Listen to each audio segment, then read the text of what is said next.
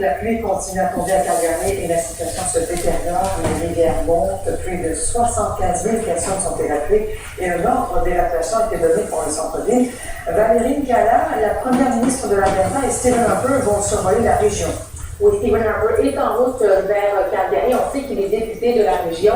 Donc, ils vont survoler entre autres Canmore, Lethbridge et High River. Donc, 3 régions, 2 au nord, 1 au sud de Calgary qui sont touchées ou qui seront touchées par des inondations. On le sait, il y a plusieurs maisons qui ont été emportées. Il y a beaucoup de débris.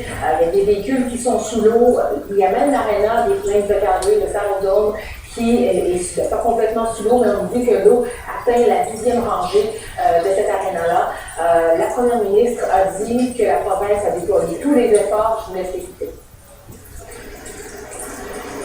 We're working closely with communities that are already impacted, as well as those downstream in southern Alberta that anticipate being impacted. Right now, we're focused on emergency response, but in the days to come, those efforts will work towards supporting the rebuilding of our communities.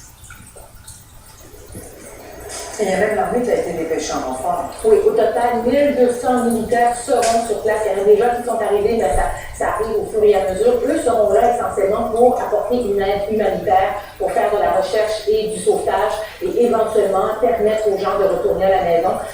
Évidemment, s'il y a des gens qui ont besoin de quitter leur domicile en ce moment, l'armée est là aussi pour les aider. Il y a plusieurs secteurs de la ville qui ont été perturbés. Par exemple, le transport en commun, évidemment, le train ne fonctionne plus. Il y a l'évacuation de 26 quartiers. Et Poste Canada aussi qui ne livre plus le courrier dans certains secteurs. Il y a jusqu'à 100 000 résidences où Poste Canada ne peut pas se rendre.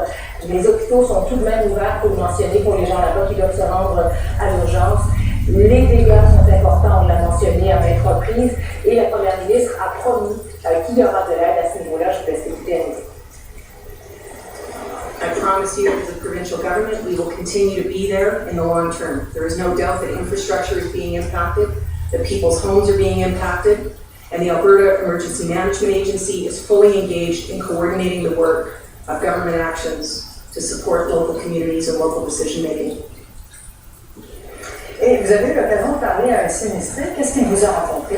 Lui demeure tout près d'une des 2 rivières, la rivière Beau, qui a monté, qui a été sorti de son lit par endroit, et il a dû rapidement ramasser ses effets et quitter son domicile en fin de soirée hier. Et ce qu'il a vu l'a particulièrement marqué. Vous pouvez l'écouter.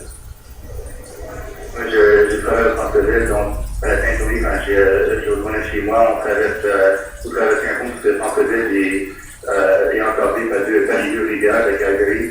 Et juste à voir, quand on traversait le pont, la rivière s'appelle à 2-3 mètres du haut du pont. C'était vraiment impressionnant. On n'a jamais vu ça. Et puis, c'est arrivé dans juste l'espace d'une journée. Je ne m'aurais jamais attendu à ça. Parce que c'était vraiment impressionnant à voir. Alors, les autorités demandent aux gens de respecter les avis d'évacuation, de quitter leur domicile si on leur demande de le faire. Et une fois que vous êtes en sécurité, restez là. Il ne faut pas circuler dans les rues de Calgary. C'est trop dangereux.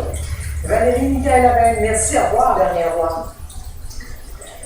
L'homme qui était à la barre du traversier Queen of the North lorsqu'il a fait naufrage il y a 7 ans en Colombie-Britannique connaîtra bientôt sa peine. Carl Lidberg a été reconnu coupable de négligence criminelle entraînant la mort. Rappelons que 2 personnes ont perdu la vie dans ce naufrage et son ex-boucheur. La poursuite réclame une peine d'emprisonnement. Exact, Brigitte, on demande 6 ans d'emprisonnement pour Carl Lidberg. C'est lui, effectivement, qui était aux commandes du Queen of the North, un traversier donc qui, le 22 mars 2006, effectue un trajet entre Prince Rupert en Colombie-Britannique jusqu'à Prince George.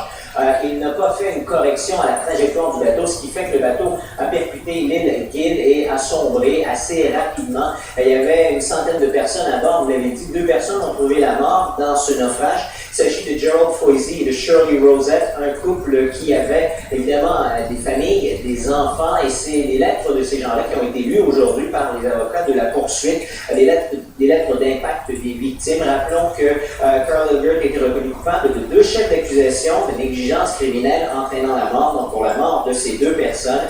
On y a lu des lettres des frères et sœurs, des disparus également, des filles du couple, une d'entre elles, entre autres, qui disait qu'elle vient tout juste d'obtenir son diplôme de l'université, que c'était très difficile pour elle de vivre ces moments sans la présence de son père sur la scène avec elle. L'avocat de la poursuite a comparé le rôle de Carl Lilgert à celui du pilote d'un avion, disant qu'il avait la vie de ses passagers entre ses mains et que c'est sa négligence donc qui a causé ultimement le naufrage du traversier Queen of the North. Rappelons qu'il avait fallu l'action rapide d'une petite communauté dans le secteur Hartley Bay qui se sont portés donc au secours des naufragés. La couronne, la poursuite qui disait entre autres aujourd'hui, ce matin en salle de danse, que si ça n'avait pas été de ces gens-là, il y aurait eu bien plus de victimes. Et Sandra, il y a les avocats de Carl Lilgert qui ne croient pas qu'une peine de prison soit nécessaire. Exact. Ce qu'on dit, c'est que la soumission de la défense était l'effet qu'on devrait imposer une peine de 2 ans moins 1 jour sans détention à Carl Lilgert. On dit qu'il a souffert énormément lui aussi de ces événements. Évidemment, on a lu une lettre qu'il avait écrite disant qu'il est désolé de ce qui est arrivé, des effets que ça a eu sur les familles, les disparus, sur sa famille, sur ses collègues du côté de BC Ferries. On dit qu'il souffre de syndrome post-traumatique, qu'il a dû consulter, avoir l'aide d'un spécialiste, donc un psychiatre. Également qu'il a subi des effets financiers, n'a pas d'emploi, a dû déménager, vendre sa ferme de Grand Forks pour payer ses frais judiciaires. Et il y avait des rumeurs à l'effet qu'il était en train de faire l'amour avec une collègue sur le pont. C'est des rumeurs, disait l'avocat, mais ça continue de hanter encore aujourd'hui. Même avant son entrée en salle de danse ce matin, il a été harangué sur la rue par un passant. Donc, c'est des arguments qui ont été déposés par la défense. Très bien. Alors, merci Sandix. Alors, on attend le résultat. Au revoir. Voilà, au revoir. On va retourner en Alberta où les autorités continuent d'évacuer certains secteurs de Calgary et plusieurs autres villes du sud de la province. On tente aussi d'empêcher que les eaux ne fassent trop de dégâts. Raphaël Bouvier-Auclair, vous êtes sur place, c'est du jamais vu pour les gens de Calgary. Il y a déjà eu des inondations semblables à celle-là en 2010. Le gouvernement fédéral à l'époque, en 2005, pardon, le gouvernement fédéral à l'époque avait dit qu'il y avait une maison sur 10 qui avait été endommagée. Cette fois, on dit que c'est pire et ça attire des curieux, ces inondations. Vous pouvez voir le nombre de personnes qui sont ici pour assister à ces inondations, pour voir ce qui se passe parce qu'ils n'ont jamais vu autant d'inondations dans leur ville. Il y a vraiment beaucoup de gens depuis ce matin qui viennent ici parce qu'on a une vue sur le centre-ville, on a aussi une vue sur la rivière Eau, dont le niveau monte dangereusement. Et ces citoyens, donc, beaucoup sont des gens chanceux qui vivent ici dans les hauteurs qui ne sont pas donc menacés par la crue des eaux. Il y en a certains, par contre, comme vous pourrez l'entendre dans cet extrait, qui n'ont pas eu le choix de quitter leur domicile. Well, I was told to evacuate late yesterday, but I decided against it just because I didn't think the water levels were going to be that high. So I woke up this morning and I just had a ton of people texting me, calling me, being like, "Are you okay? All my power is off." And because of that, I just decided to pack up my stuff and just get out of here. Et quelles sont les mesures qui ont été mises en place pour venir en aide aux sinistrés?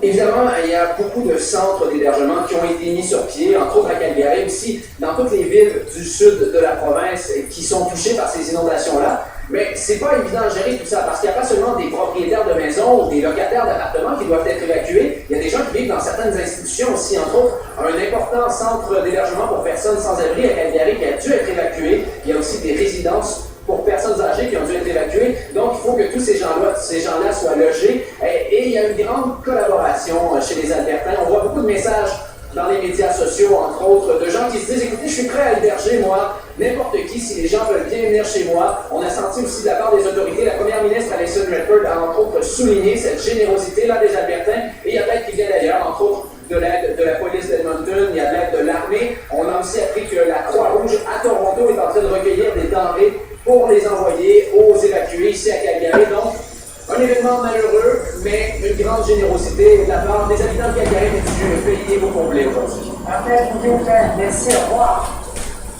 Au revoir.